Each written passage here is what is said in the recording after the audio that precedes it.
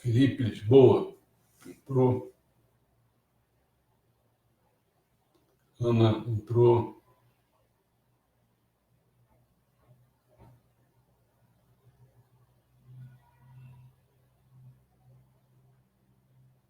Fernando Coelho entrou. Está entrando gente aí. João Carlos entrou.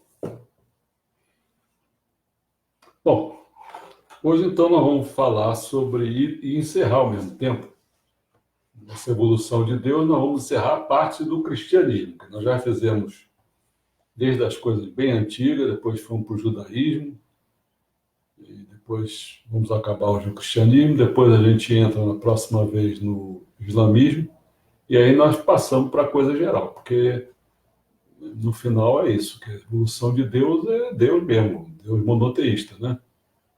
É o Deus supremo e tal. Então aí quando você tem que sair do judeu, você fica ali preso naquele Oriente Médio, no islamismo também, o cristianismo dá um passo. É claro que o cristianismo dá um passeio lá pelo Ocidente, né? E o judaísmo também dá um passeio, vai pela África também. Mas aí não pega o geral, quer dizer, o geral é realmente a última etapa que a gente vai conversar, quando Deus se torna global ou não. Então vamos ver como Jesus tornou-se Salvador. Vamos fazer uma pequena introdução. Para muitos cristãos, a palavra Jesus é praticamente sinônima da palavra Salvador. Embora o nosso mestre Meixo Sama, nosso Messias, diz que ele é apenas um redentor, né? Realmente, de certa forma, a salvação de Deus há muito é notável. Os israelitas foram salvos dos egípcios, por Yahvé, por exemplo, né? Mas nada disso é que os cristãos entendem por salvação. Quando eles chamam Cristo de Salvador, não estão falando da salvação da sociedade, ou mesmo da salvação física do indivíduo. Olha só, então não é no indivíduo nem a sociedade. Então ela é o quê? Né? Mas sim da salvação da alma sobre a morte. Entendeu? Jogou a questão lá para o mundo espiritual. Entendeu como é que é? Isso tem que ficar bem claro. Por isso que até hoje, assim, a dificuldade dessas pessoas de quererem fazer o paraíso aqui na Terra, realmente. Salvação é salvar quando morre. A essência da mensagem cristã é que Deus enviou seu Filho para preparar o caminho para a vida eterna. Porque eles não acreditam em reencarnação, então é só ressurreição, que eles só têm uma vida só. Né? E aí gera uma série de confusões, mas eles acho que se dão bem naquela confusão toda. Uma criança de 2 dias morre, e aí como é que fica? Bom, nessa perspectiva, Jesus é um ser celestial que controla o acesso ao céu, Ele está sentado à direita do Pai e irá julgar os vivos e os mortos, como diz o Credo de Nicéia, um documento fundamental do antigo cristianismo, e é até hoje denominador comum entre a Igreja Católica e a Igreja Ortodoxa e a maioria das igrejas protestantes. Essa noção cristã da salvação é um marco decisivo na evolução do Deus abraâmico, ou pelo menos na linhagem não judaica dessa evolução. Tanto na forma cristã como na muçulmana, ela se mostrará preponderante para o bem ou para o mal. Acreditar que o céu está nos esperando logo que morremos faz com que a morte seja uma perspectiva muito, mas muito menos angustiante. Né? E isso, por sua vez, pode fazer com que a morte em uma guerra santa, por exemplo, seja uma perspectiva mais atraente. Fato que configurou a história e mesmo ainda configura as manchetes. Depois da morte de Jesus, havia oportunidade e dificuldades para quem começasse a promover a mensagem cristã de salvação pelo Império Romano. Os dois tipos de situação manifestam nos ídolos que os arqueólogos encontraram nas regiões do norte do Império. Lá espalhados em sítios funerários estavam representações em bronze de um deus de nome Osíris. Explorando rotas comerciais, esse deus viajou até a Gália, que é hoje França, né? Desde o seu Egito natal. Osíris, que foi um deus importante no Egito por milênios, guarda surpreendentemente semelhança com quem? Com Jesus descrito no Credo de Nicéia. Ele habitava o outro mundo, com Jesus descrito no Credo de Nicéia, né? Ele lá julgava os mortos recentes, concedendo a vida eterna daqueles que acreditavam nele, que viveram sob suas leis. Então, esse tipo de Jesus já estava lá em Osíris. Conforme os cristãos levavam a mensagem do Evangelho pelo Império Romano, se deparariam com a concorrência de um Deus que já incorporava algum dos apelos emocionais que associamos ao cristianismo. Isso tem que ficar claro, né? Tem coisas que não são novidade, não, meu amigo. Vamos começar. O primeiro ponto seria como o céu se tornou céu. A ideia de seguidores de Jesus se juntaram a ele no céu.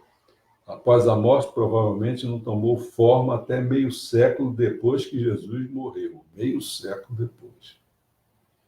Sem dúvida, seus seguidores acreditavam desde o princípio que os fiéis seriam admitidos no reino do céu, como o Novo Testamento denomina. Mas reino do céu é apenas expressão usada por Mateus para o que Marcos chamou de reino de Deus. E como vimos, o reino de Deus seria na terra. Então, para um já é na terra, e o outro no céu. Como é que fica isso? Perceba a dinâmica. Anjos vêm dos céus e eliminam da terra os maus, deixando os bons na terra nova e melhorada. Não há qualquer menção à alma de pessoas mortas subindo aos céus. Lá do céu vem os anjos, mata, só ficam os bons, mas não tem nada dos bons subindo ao céu. Na verdade, não há nada em absoluto que se refira aos mortos. Jesus, convencido de que o reino de Deus estava próximo, não perdeu muito tempo descrevendo o além. Ele falava como se o dia do juízo final fosse chegar a qualquer momento, antes que seus ouvintes morressem. Ele mostrava como se preparar. O dia do juízo final tinha a ver com os vivos, não com os mortos. Mas só por curiosidade, o que seria dos mortos? O que acabaria acontecendo com eles? Eles ressuscitariam e entrariam no reino de Deus? E como seria a existência para eles nesse meio termo? Está vivo ainda. Nos anos seguintes à crucificação, tais perguntas sobressaíram conforme os seguidores de Jesus viessem morrer, seus amigos e familiares, por exemplo, pessoas com quem eles esperariam entrar no reino. Em uma carta que Paulo escreveu para os cristãos na cidade macedônia de Tessalônica, provavelmente o documento mais antigo do Novo Testamento, assegura aos seus colegas fiéis podem esperar uma vida após a morte, mesmo que tenha morrido antes do dia do juízo final. Garantiu isso. Isso provavelmente reflete a própria visão de Jesus. A ideia de que os mortos ressuscitariam no clímax da história é encontrada no apocalipticismo judaico que Jesus herdou, inclusive no livro de Daniel. E Jesus afirma a ideia no evangelho mais antigo. Além disso, as credenciais de Paulo como testemunha dos ensinamentos de Jesus são boas. Como são tais credenciais? Paulo estava vivo quando Jesus morreu, se familiarizou com as doutrinas dos seguidores de Jesus. Primeiro, como um dos seus perseguidores que ele foi, Paulo. Saulo, Saulo, por que me persegues? Depois, como um dos seus irmãos. Nesse sentido, aquela passagem da primeira epístola aos Tessalonicenses, escrita cerca de 2 décadas antes do livro de Marcos, é a mais antiga prova escrita que temos da visão de Jesus sobre a vida após a morte. Em todo caso, a visão de Paulo da vida após a morte é a visão cristã documentada mais antiga, e isso é notável por dois motivos. Primeiro, Porque, embora Jesus, como Filho de Deus, tenha ido para os céus logo depois de morrer, não acontece o mesmo aos cristãos comuns. Eles têm de esperar o retorno de Jesus antes do júbilo. Os mortos em Cristo ressuscitarão somente quando o Senhor, ao sinal dado, a voz do arcanjo e ao som da trombeta divina, descer do céu. Então, Cristo já foi, e os outros, por essa forma de ver, ainda estão por vir, estão esperando a trombeta, estão esperando, né? Segundo, porque mesmo assim o céu não é para onde os mortos vão. Em vez disso, eles viverão a eternidade na terra perfeita do reino de Deus. O mito do arrebatamento. E quanto ao arrebatamento? A ideia de muitos cristãos de hoje, de que Cristo descerá e levará tanto os cristãos vivos como os mortos para o céu, essa ideia apoia-se na interpretação dúbia de uma carta de Paulo aos Tessalonicenses, na qual ele descreve como, com a chegada de Cristo, primeiro os mortos e em seguida os vivos subirão aos céus. Falado assim, o mesmo Senhor descerá do céu, os que morreram em Cristo ressurgirão primeiro. Depois nós, os vivos, quais ainda estivermos na terra, seremos arrebatados com eles sobre as nuvens ao encontro do Senhor nos ares. E assim estaremos para sempre com o Senhor. Um fato raramente notado pelos cristãos evangélicos, inclusive leitores dos livros apocalípticos da série Deixado para Trás, é que essa passagem deixa em aberta a questão de que acontece quando os terráqueos e Jesus se encontram em pleno ar. Eles vão para o céu, juntos, a interpretação do arrebatamento, ou retornam para a terra juntos. Se bem que o fato dos terráqueos se encontrarem com o Senhor, em vez de o contrário, em vez do Senhor encontrar com os terráqueos, sugere a segunda possibilidade, de que os humanos é que estão fazendo o papel de anfitrião, recebendo Cristo em terra firme. Então, tá sabendo, nós estamos recebendo, não lá de cima, por exemplo, está recebendo as pessoas. Essa possibilidade é confirmada em outra parte dos textos de Paulo. Vemos em uma carta aos Coríntios que o Messias, em regresso, depois de ressuscitar os mortos, terá certos assuntos mundanos em sua agenda. Por exemplo, eliminar os repugnantes políticos do mundo. Opa! Como seria bom isso? Paulo, novamente, tranquilizando os cristãos quanto ao destino dos mortos, escreve: em Cristo todos reviverão, cada qual, porém, em sua ordem, como primícias. Cristo, isto é, depois da crucificação, ele foi primeiro a retornar dos mortos. Em seguida, os que forem de Cristo por ocasião de sua vinda. Depois virá o fim, quando ele entregar o reino a Deus Pai, depois de haver destruído todo o principado, toda a potestade e toda a dominação, porque é preciso que ele reine até que tenha posto todos os seus inimigos debaixo dos seus pés. Está conversando com o Mormon? A ideia é bem diferente. Todos vão ser salvos. No fundo é isso. Esquisito, não? Não tem justiça, não tem nada. Sei lá. O inimigo final a ser destruído, diz Paulo, será a própria morte. O inimigo final a ser destruído, diz Paulo, será a própria morte. Esse aqui é o inimigo. Onde está a morte? Ó morte, o teu aguilhão.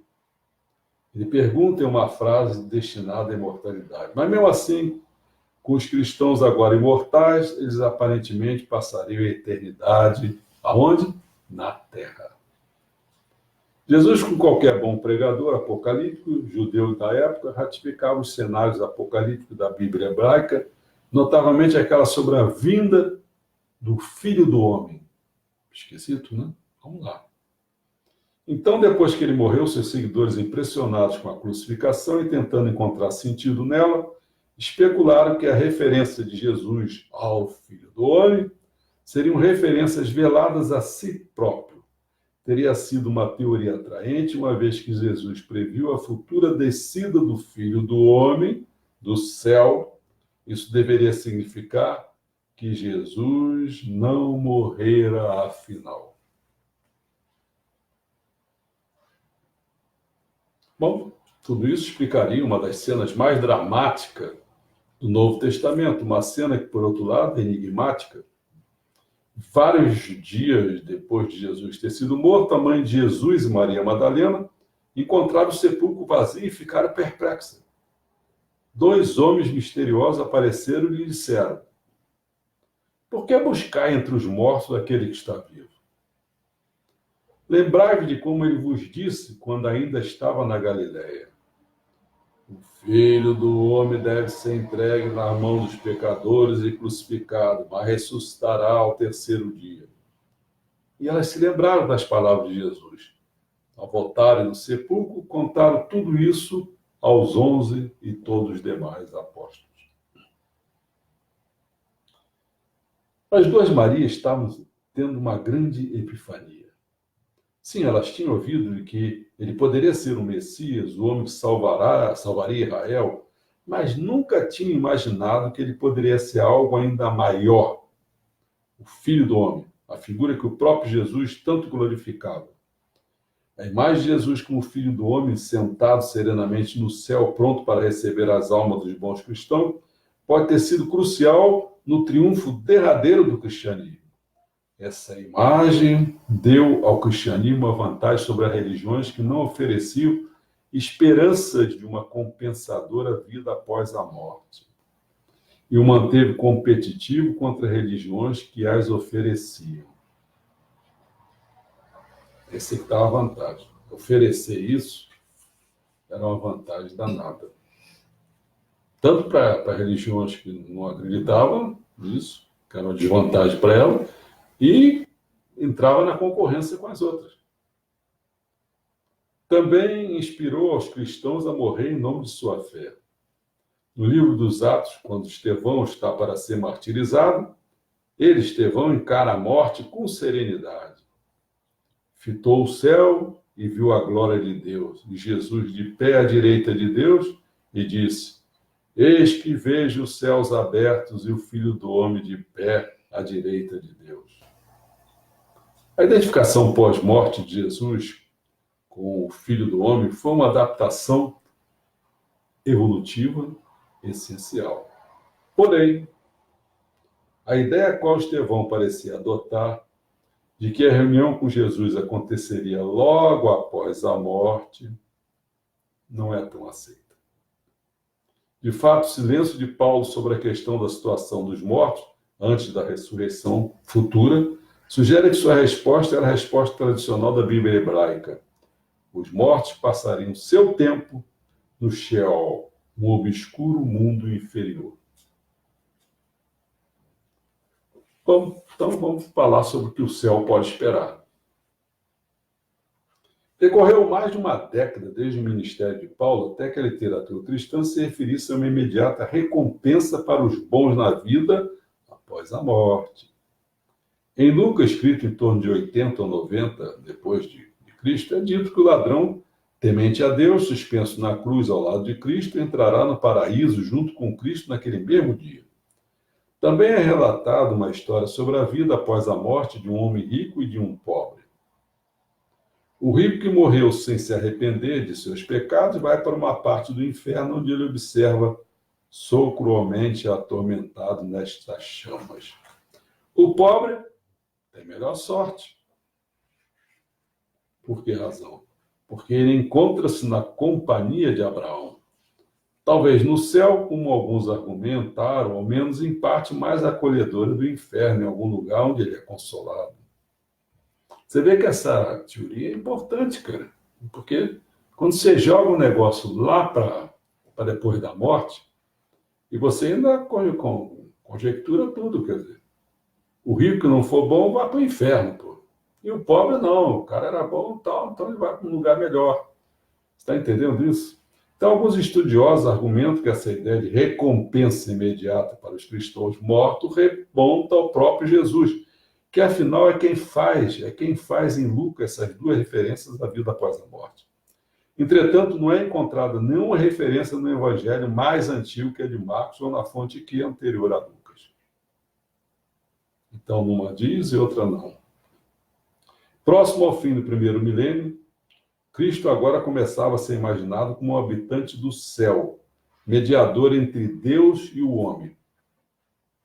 Você vê, no início não era assim, depois começou a ser assim. O que causou a mudança? Primeiramente, conforme se passavam as décadas e o reino de Deus não se materializava, isso é um grande problema. Eu mesmo sofri esse problema, porque quando o Meshama falava, assim, eu imaginava 90 anos depois de 1931, então começar a imaginar 2021. Então, quando eu fiz aquela peça que me chama assim, no futuro, lembra? Ele disse assim, eu tive um sonho que eu vi que no cinema passava o filme da vida dele e tal, e ninguém fazia, então eu resolvi fazer esse filme. E quando eu fiz, as questões da data começaram a me perturbar todo, porque eu fiz e foram se passando anos. Então, o que eu tinha programado para determinado ano, na minha imaginação, começaram a ficar apertado. Você vê hoje, se eu fosse relatar essa história lá do filme, isso é 2021, nós estamos em 2019, estão faltando 2 anos. Está entendendo como é complicado? Quando você fala uma coisa assim, que não fica bem entendido, ou fica mal entendido, ou não sei, começa a trazer problema com datas. Então, aqui, ó, o que eu estou dizendo? Próximo ao fim do primeiro milênio, Cristo agora começava a ser imaginado como habitante do céu, mediador entre Deus e o homem. O que causou a mudança? Ele ser esse mediador agora. Primeiramente, conforme se passavam as décadas e o reino de Deus não se materializava, crescia a preocupação entre os seguidores de Jesus quanto à situação dos mortos ainda não ressuscitados. Como é que fica isso? Está entendendo? Quando o fundador, o Messias, ele fala de uma proximidade, mas como é que é essa proximidade? Complicado. A garantia de Paulo de que os familiares e amigos dos fiéis recentemente falecidos se juntariam ao resto de nós no reino funcionou por algum tempo. Mas no tempo de Lucas, mais de uma década depois da morte de Paulo, essa expectativa já não tinha efeito. Agora o cristão atento estava preocupado não só com a eventual ressurreição de seus amigos e parentes falecidos, mas em saber como a morte seria até a ressurreição, já que tudo indicava que o cristão em questão iria se juntar a seus amigos e parentes antes de Cristo retornar. Cadê aquela trombeta lá? Provavelmente não é coincidência que Lucas, o primeiro autor do Novo Testamento, ao se referir ao moderno paraíso cristão, seja também o primeiro autor a reduzir as esperanças por um reino de Deus vindouro. O reino, diz Lucas, não virá de um modo ostensivo. O reino de Deus já está no meio de vós. Aí começou. Está entendendo como é que é? Se ele joga um negócio para mais tarde, e as coisas não vão acontecendo, aí deram uma jogada boa. O reino de Deus já está no meio de vós. Bom, ficou a data, essas coisas todas, já ficou mais tranquilo. Mas foi uma ajeitada ou não foi? Esse é outro ponto central. Agora, a recompensa de salvação não seria esperada durante a vida da pessoa, mas viria logo após a morte uma boa alternativa. Não tivesse feito esse ajuste, a doutrina cristã teria perdido credibilidade, uma vez que o reino de Deus não se apresentou na terra como esperado. Gerações e gerações de cristãos vinham morrendo sem receber sua recompensa. Mas agora, com o reino de Deus realocado da terra para o céu, gerações de cristãos teriam supostamente recebido sua recompensa e você também a receberia se aceitasse Cristo como seu Salvador. Está claro? Vamos falar agora sobre a concorrência estrangeira. Por que foi Lucas, e não relativamente contemporâneo, Mateus, que fez esse ajuste? Talvez porque Lucas seja o mais gentil dos evangelistas sinóticos. Enquanto Mateus parece ter tentar a miúde converter os judeus devotos ao movimento de Jesus, realçando sua compatibilidade com o judaísmo tradicional. Lucas está concentrado em acumular convertidos pagãos. E se ele ia competir com religiões pagãs, seria bom se certificar de que o cristianismo poderia se equiparar aos recursos mais populares das outras religiões. O que nos traz de volta a quem? A Osíris. Porta de entrada para uma jubilosa vida após a morte. Também nos traz de volta muitos outros deuses, porque Osíris não era o único deus na Roma antiga que tinha esse tipo de apelo. Embora os deuses oficiais do Estado romano não oferecessem uma jubilosa vida após a morte, o império fora tomado por cultos estrangeiros, que ao preencher esse vazio ganharam seguidores. Essas religiões da salvação eram de variados ramos. Havia deuses não só do Egito, mas da Pérsia e da Grécia. Os cultos persas falavam de almas migrando através das esferas planetárias para o paraíso, e os cultos gregos ofereciam êxtase no Hades, o mundo subterrâneo, que antes representava apenas uma existência monótona para a alma medíocre, mas agora contemplava subdivisões suntuosas. Estou dizendo que Lucas roubou o cenário da vida após a morte de uma religião concorrente? Não, com plena segurança não, mas se você quisesse indiciá-lo por essa acusação, não lhe faltariam provas. Certamente a história em Lucas sobre o homem rico e o homem pobre no Hades possui tons osirianos. Na época em que Lucas escrevia uma cópia escrita de uma história egípcia sobre a vida após a morte, circulava pelo Império Romano. Era sobre um homem rico e um homem pobre que morreram e foram para o inferno. Ambos foram julgados na corte de Osíris. As más ações do rico pesaram mais do que as boas, e assim ele foi despachado para umas estações menos desejáveis. Especificamente, a história explica o eixo de porta para o mundo inferior foi cravado em seu olho direito e girava nesse olho sempre que a porta era aberta ou fechada. Compreensivelmente, sua boca abria-se em grande lamentação. Uma cena terrível, né?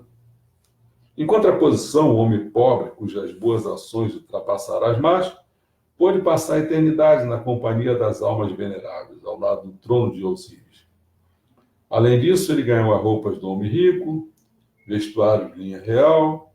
O homem rico da história de Lucas se vestia de púrpura e linha fino. Moral da história: aquele que é bom na terra receberá deles o bem no mundo inferior, enquanto aqueles que é mal receberá deles o mal. A história de Lucas sobre o rico e o pobre parece não ter precedente na antiga tradição judaica ou cristã. Portanto, há realmente a possibilidade que Lucas tenha ouvido ou lido a história egípcia e a tenha adaptado para uso cristão. Está entendendo? Então, muita coisa dos evangelhos foram adaptados de outras religiões. No caso do Egito, com Osíris. Mas provavelmente nunca o saberemos. De qualquer forma, essa não é a questão. A questão é se Lucas tomou emprestado ou não da tradição egípcia essa história particular. Esse tema, recompensa imediata na vida após a morte, deve ter vindo de algum lugar, e a fonte provável é uma das religiões concorrentes do cristianismo no Império Romano. Dessas religiões, a religião egípcia é a primeira candidata. E ela veio em mais de uma variação. Além do próprio Osíris, havia o Osíris modificado, chamado Serapis. Séculos antes e depois das conquistas de Alexandre, os imperialistas gregos que desejavam criar vínculo com os egípcios fundiram Osíris com o deus grego Apis. Eles chamaram o híbrido de Os Serapis, posteriormente encurtado para Serapis. Agora, no Império Romano, Serápis era adorado ao lado de Ísis. Na religião egípcia, era irmã e esposa de Osíris. A época que Paulo escreveu suas cartas canônicas aos cristãos em Roma, Corinto e Tessalônica, estes cidadãos já tinham culto devotados a Ísis, a Serápis ou a ambos. Se o cristianismo quisesse sobressair perante a concorrência como fez, ele teria de preencher as necessidades psicológicas que aqueles cultos satisfaziam. Então, vou pegar um ponto agora que seriam renascidos. Essa necessidade não se resumiu à questão da vida após a morte. Embora o significado básico da salvação espiritual no cristianismo seja a salvação da alma da nação, o termo possui ressonância mais abrangente. Para muitos cristãos, a salvação não é só uma expectativa celestial, mas uma experiência terrena, uma forte sensação de alívio. O objeto do alívio pode variar, pode ser simplesmente o medo da danação, quando houver a morte física, mas talvez outra coisa qualquer. Então dá esse alívio, né? Quando você vê.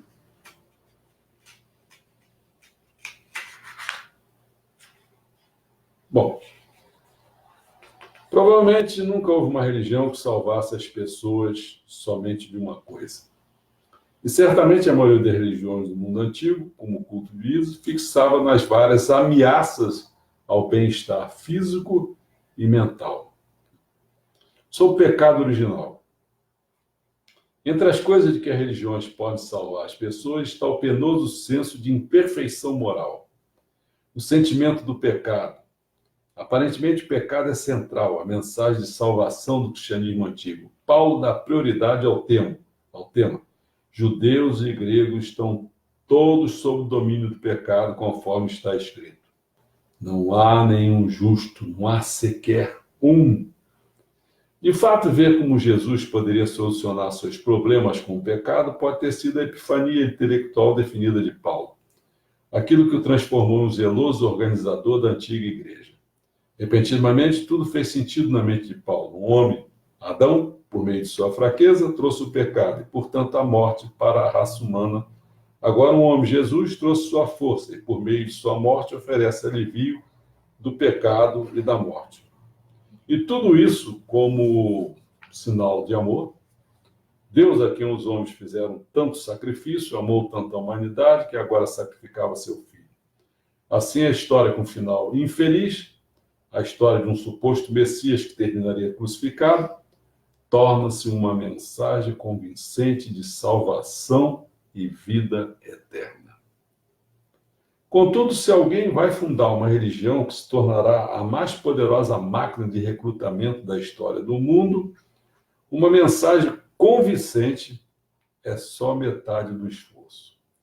A mensagem tem não só de atrair as pessoas, mas fazer com que elas se comportem de modo que sustente a organização religiosa e auxilie em sua expansão. Por exemplo, seria útil se o pecado fosse definido de forma que a aversão a ele reforçasse a coesão e o crescimento da igreja. Então, tem horas que eu fico imaginando, assim, quando eu via muita questão de diretriz e coisa da nossa igreja, eu vi exatamente essa cena acontecendo. Né? Formar coesão, querendo a expansão da igreja. Isso foi algo que Paulo fez magistralmente. Observa a lista dos pecados que ele ordena que as Gálatas evitem. Ora, as obras da carne são estas: fornicação, impureza, libertinagem, idolatria, feitiçaria, inimizade, brigas, ciúmes, ira, discussões, discórdia, dissensões, inveja, bebedeiras, orgias e outras coisas semelhantes. Somente 2 desses, idolatria e feitiçaria, referem-se à teologia. Os outros têm a ver com a coesão social comum. Os últimos 2, por exemplo, são bebedeiras e orgias. Tornam as pessoas irresponsáveis e membros improdutivos da comunidade. Os 3 primeiros, excessos sexuais, poderiam dividir a congregação com ciúmes e ameaçar os casamentos dos congregados. Os 8 intermediários, inimizades, brigas, ciúmes, ira, discussões, discórdia, dissensão e inveja, são claramente desagregadores, são desvio do amor fraterno que era crucial para a estratégia de Paulo. E como Paulo reforçou a ordem aos Gálatas para que evitasse esses pecados? Depois de listá-lo, ele diz: eu vos previno, como já vos preveni. Os que praticarem não herdarão o reino de Deus. Trata-se de uma forma poderosa. Quem não viver o tipo de vida íntegra que ajuda a manter robusta a igreja, não viverá para sempre no futuro reino de Deus na terra. Depois do ajuste visto em Lucas, não se viverá para sempre o reino existente de Deus do céu. Essa forma se tornaria ainda mais poderosa. Poder-se chamá-la de vida após a morte moralmente condicional, porque ela torna a jubilosa vida após a morte dependendo de sua determinação moral. Uma determinação que, por sua vez, dá força à própria igreja. O cristianismo aproveita-se, ou o cristianismo aproveitaria, melhor falando, esses incentivos para levar o Deus de Israel para além de Israel, para o mercado religioso do Império Romano, onde ele teria sucesso. A vida após a morte moralmente condicional foi um limiar fundamental na história da religião. Aqui, bem antes do nascimento de Cristo, aliás, bem antes do nascimento do monoteísmo abraâmico, está o dia do juízo final, no sentido claramente cristão do termo. Há uma recompensa para o comportamento moral, a felicidade eterna. E talvez uma segunda recompensa mais imediata, que seria aliviar-se do próprio do senso de imoralidade, do sentimento do pecado, do sentimento de impureza. Um encanto funerário gravado no ataúde pretendia libertar a alma do egípcio que tivesse sido aprisionado no crime, na impureza e no erro, enquanto estava na terra. Vamos ver então a questão do mal-estar na civilização. Por que todo esse interesse na integridade moral? Quando isso se tornou uma grande preocupação humana, seguramente os anais da antropologia não estão cobertos de relatos de caçadores-coletores lamentando sobre pureza moral. Caçador-coletor não pensava nisso. Naquelas sociedades, a lista de lamentos contra a existência terrena contemplava coisas mais na linha da fome. Houve alguma coisa relacionada com o advento da agricultura e concomitantemente o desenvolvimento da complexidade social, que fez as pessoas se sentirem carentes, mesmo quando tinham comida suficiente. Alguns possíveis culpados vêm à mente. Isso que eu estou vendo aqui eu estou lendo, estou me lembrando, né? Eu estava lendo um texto hoje, estava pensando até escrever para vocês, mas não vou fazer isso não, mas assim, para dar uma ideia de como o contexto social, né, ele faz com que as coisas mudem. Por exemplo, eu sempre procurei saber, assim, porque quando ele começou a existir, pelo menos eu não vou falar nem de ciência realmente, né, mas filosofia. Todo mundo sabe que a filosofia foi a coisa que, até as ciências, elas foram tirando um bocadinho de lá, e, não, esse objeto aqui é meu. Aí, pumba, não foi assim com a física? Foi lá na filosofia, tirou. Psicologia não foi lá na filosofia, não tirou? Todo mundo tira, e até colocam as coisas do ponto de vista filosófico, falando das coisas e tal. Mas eu sempre me entreguei o seguinte, mas como é que é isso? Porque antes da existência da filosofia na Grécia, que começou, né? Eu tinha começado a pensar como é que as pessoas tinham que dar respostas para essas questões básicas da natureza, do homem, do que depois da morte, né? Então, o que eles criaram? Você via, quem lida um pouquinho com essas coisas, vê o absurdo que são os mitos. Eles tentam fechar a cabeça de alguma coisa para dar resposta às coisas. Mas, em geral, tem muita coisa assim ligada com parte sobrenatural, entendeu? Então, você não explicava, explicava, mas explicava do ponto de vista assim, de uma assombração, um negócio desse tipo, né? Coisas assim meio grandiosas demais. Então, com a filosofia, trouxe realmente um patamar vamos dizer, para raciocinar, para discussão, do mundo mitológico para o mundo filosófico. E depois foi para o mundo filosófico, aí vai caminhando para chegar a uma coisa da lógica, né? Uma coisa científica e tal. Isso se... Porque o grande problema é o seguinte, você às vezes faz essa caminhada, mas é uma caminhada só dentro do materialismo, entendeu? A lógica que vai ser usada sempre com os aparelhos, os amparos materiais. Então não joga a questão do espírito. Então acho que essa passagem que antes da Grécia, depois foi vindo tudo, Newton, todo esse pessoal todo, que veio dar até agora para a gente, né? Esse mundo, vamos dizer, científico, materialista, mas é gozado, eles não se livram. Se vocês conhecerem bem esse curso que eu dei de filosofia, por exemplo, né?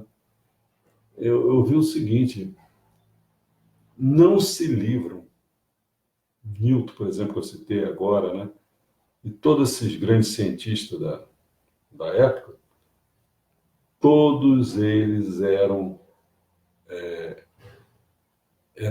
iniciáticos. Eles eram de uma, como é que eu não sei isso, um esoterismo, entendeu? Newton, por exemplo, certamente mais de 90%, embora ele seja considerado um dos maiores, mais de 90% dele era tudo iniciático. Mais de 90%. A própria, quando ele fala, porque o que é o grande, o Newton? O famoso negócio que a maçã caiu na cabeça, aquela história assim. Mas ele fez a mecânica baseada na gravitação, na lei da gravidade. Pergunta a você, o que é a gravidade? Explica o que é a gravidade. Está entendendo? Eu acho que eu vou me perder, porque eu estou começando a falar muita coisa aqui. Bom,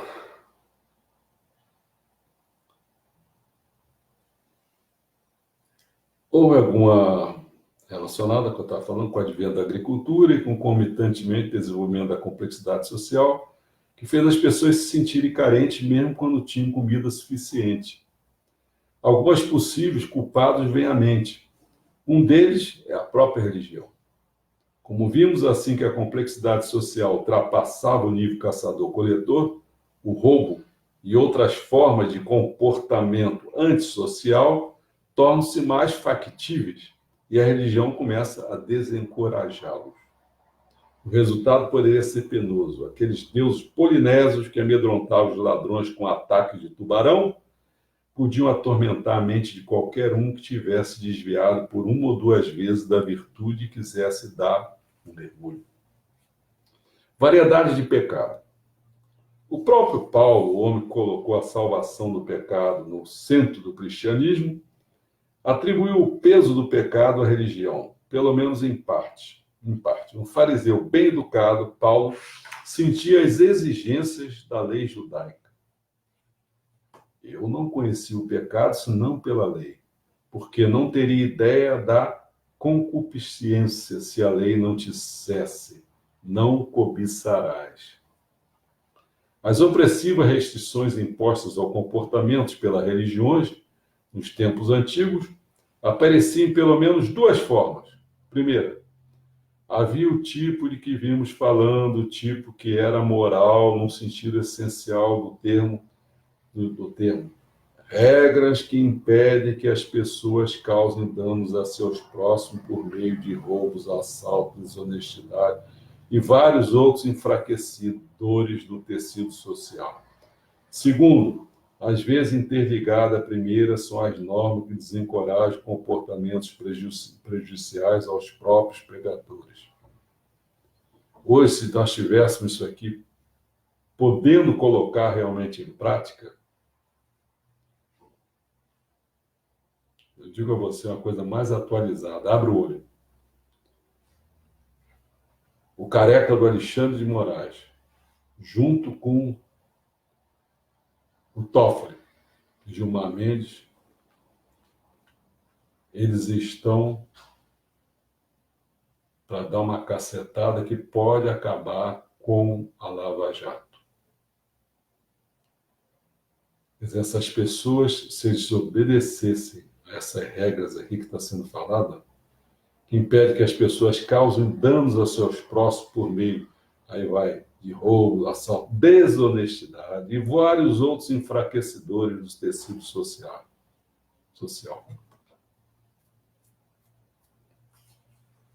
O segundo tipo de pecado, como o primeiro, foi em parte produto da evolução da organização social para além do nível caçador-coletor. Uma vez que os povos superarem muito a subsistência, apresentam-se inúmeras novas oportunidades para o comportamento autodestrutivo. Conforme a civilização avançava, o álcool foi sendo produzido em massas e o dinheiro podia ser desperdiçado em novos jogos inventados para esse fim. Aquele hino hindu ao Deus do céu, Varuna, descreve um pecador que isolou a causa do seu pecado. Vinho, ódio, dados ou desleixos me desencaminharam. E deixando de lado o álcool, o jogo e outros conhecidos produtos viciantes do progresso, havia as emoções humanas, que, embora essenciais para o ambiente que a seleção natural projetou para nós, se tornavam cada vez mais problemáticos. Note a menção ao ódio, por exemplo. Mesmo um impulso tão inocente como a fome poderia trazer problemas para os cidadãos antigos mais abastados e sedentários. Viciarmos em comida, mas isso no tempo em que a escassez impedia que o vício ficasse fora do controle. Talvez não devesse nos surpreender que o budismo, com toda a sua austeridade inicial, tenha sido fundada por um homem que, como membro da classe dominante, poderia satisfazer plenamente seus apetites.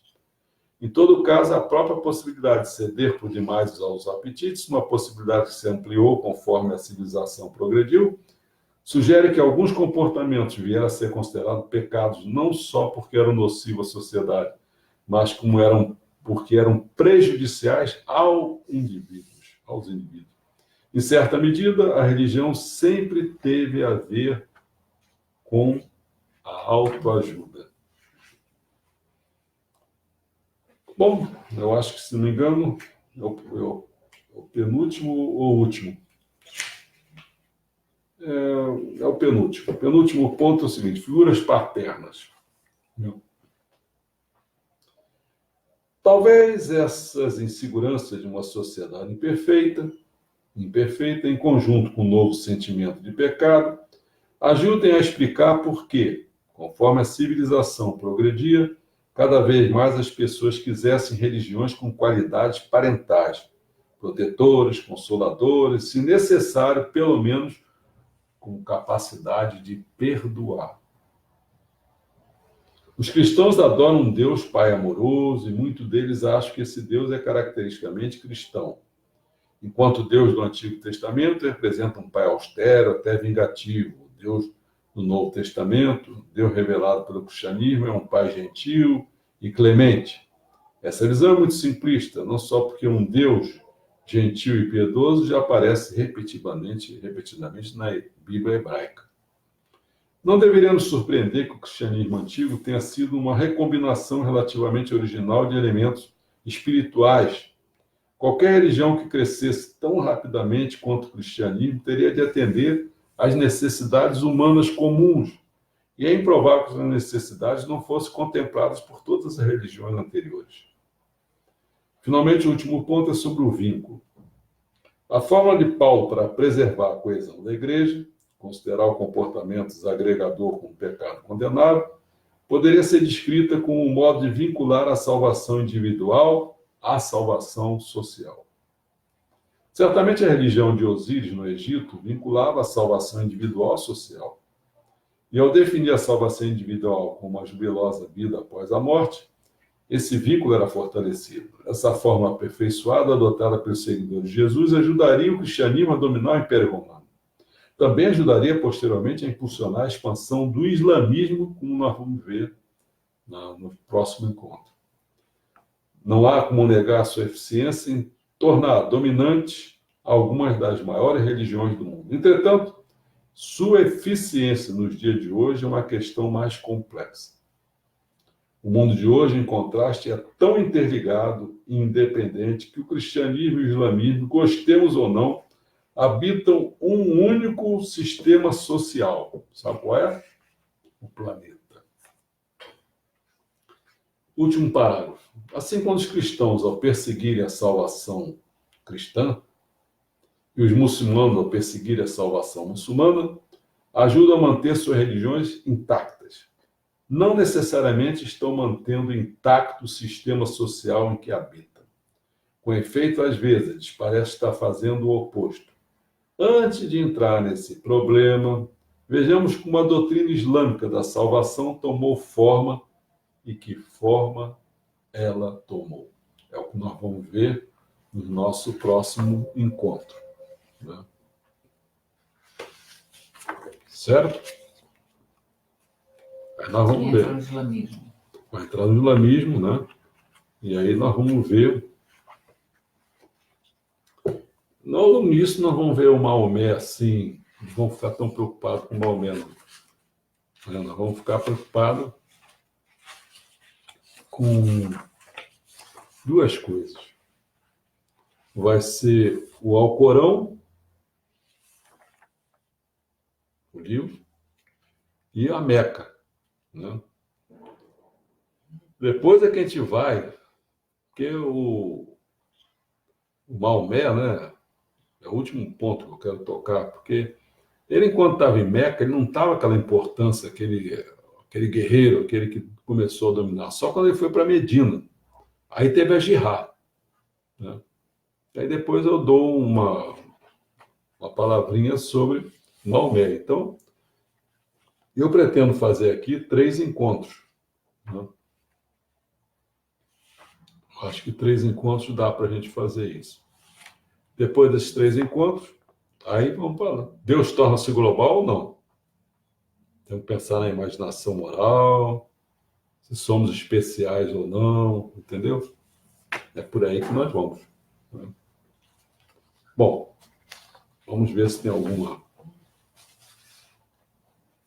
questão, alguma pergunta. Pode aqui para você ver quem entrou. É. E tem gente que dá boa noite, aí eu vejo que... Amanhã nós seria esse catatal aqui. Deixa eu ver se eu mostro para você. Esse catatal aqui, tá vendo? Claro que a gente não vai dar isso tudo. Isso aqui foi feito pela comunidade messiânica universal, pela uma organização messiânica. Nós vamos falar sobre o Jorei, a arte da vida. Se não me engano, é esse aqui amanhã, né? Eu não estou enganado. Deixa eu ver. Ah, não posso ver. Eu não sei se é essa. Eu nem sei se é esse. Tem que ver depois. Se é esse, eu acho que é. Bom, está lá escrito. E aí depois, na terça-feira, a gente vê Pecados Capitais. Né? É do filme e tal. Eu acho que eu Jorei a arte da vida. Eu acho. Deixa eu botar até aqui, já estou preparando para amanhã. E aí, vamos tentar ver se alguém quer saber alguma coisa. Cadê a Jussara? Cadê a Jussara? Está no cemitério, não, Jussara? Jussara não está no cemitério hoje. Bom, tem bastante gente, hein? Naísa, Marcos, Sussumu, Luz Divina, Gregório Grife, Maria Marta, Bernadette, Eliana Carneiro, Marina Pinho, Pedro Luiz, Sérgio Pelari, Valéria Rossini, Nilma, Wagner, Lorissa, João Carlos, Felipe, Lisboa, Ana Luísa, Fernando Coelho, vai por aí fora. É. Bom, temos aí 55 minutos. Estou tentando manter assim um cerca de 1 hora, né, para a gente ter Se ficar fazendo muito pouquinho também não adianta. Fazer muito também cansa demais. Então, tentar assim, vamos ver se está dando certo. Bom, ninguém tem, acho que mais nada, falou mais nada, né? Então, só tenho a agradecer esse dia de domingo, aproveita o restinho aí, tá bom? Acho que tem um novo comentário, dois, mas não sei, não dá para identificar. Acho que tem novos comentários, dois, não sei o que é isso. Marina Pinho, gosto de estudar com você. Ah, que bom. Isso é muito bom saber disso, sabe?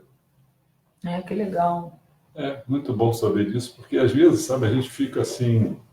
É porque você foi professor muitos anos que interagia com alunos É. ao vivo, né? É. E agora você interage, quer dizer, com as pessoas assim, né? De outra Pelo maneira. virtual. E muitas vezes as pessoas não dão um retorno, né? Você não vê o rosto das pessoas, né? Se estão gostando, se não estão gostando. O professor sente muita falta É disso. diferente. Hoje a minha esposa aqui recebeu do Cristiano. Eu fico feliz, não fico. Quer dizer, fico feliz por um lado, por outro, não, porque. Mas é assim. Cristiano, não sei qual foi a expressão que ele usou. Usou uma expressão aqui que. É que tem os. Peraí. Peraí, deixa eu ver aqui o que ele usou. Assim. Por isso o mundo não vai para frente. Livro do ministro Charles, publicado de graça, e o Scribe, que deve ser uma plataforma, né, que tem, cobrando. Ele colocou aquela cara, o emoji de enfesado, né? Aí o Antônio Branco, que é do nosso grupo, perguntou: como pode isso? Ficou todo mundo indignado. Eu acho ótimo, essa é a parte que eu acho ótimo, porque para mim o que vale é a divulgação. Eu não estou interessado em dinheiro nenhum, quer dizer, eu ponho as coisas. O cara quer cobrar, cobra, pô. É claro que essa parte negativa para mim, vamos dizer, que não é tão boa, é assim, alguém querendo. Mas se ele conseguir divulgar, porque eu não consigo botar plataforma, essas coisas, nem sei isso aí, não tem interesse. Às vezes tem as pessoas que querem conversar comigo, mas eles não sabem que estão conversando com a parede, cara, porque eu não consigo entender isso, as coisas que eu faço. Eu só tentei uma vez, não sei, tá, o pessoal tá me enchendo o saco, eu fui lá era na Biblioteca Nacional, ali no Rio, ali na Na Cinelândia, né? Cinelândia. Aí eu fui lá, aí tinha que dar, acho que era 2 exemplares para. Aí eu fiz lá, escrevi a coisa, mas nem sei o que era, o que eu fiz, o que eu não fiz. Tá lá, mas eu boto tudo que o meu, assim, tá tudo na www.centroculturalparadisíaco.com.br, tudo lá tá, tudo disponível. O cara pode chegar lá, pega a minha coisa lá, e tem peça de teatro, tem tudo. Chega lá, tira meu nome, põe o dele, pô, não tô nem aí, cara. Eu sempre falei uma vez com a pessoa, se tirar uma coisa minha, eu faço 10, pô. Então, vai ficar atolado de ficar querendo tirar coisa minha, né? Eu faço 10, está sempre criando, não vou levar nada para outro mundo mesmo, só não sei. Isso que a menina escreveu aí, a Marina, né? Marina Pinho. Isso eu gosto porque é aquela sensação que você está servindo, entendeu? Está conseguindo servir. Isso é a coisa boa, porque na aula a gente vê isso. Aqui a gente não consegue ver isso, né? Aqui é como eu chamo, aqui do lado, aqui do meu lado está um cemitério. Ninguém fala nada e eu fico sem saber nada. Tá certo? Tá bom. Boa noite a todos. E até lá, até segunda-feira amanhã, né? O mesmo bate horário, né? 7 horas da noite.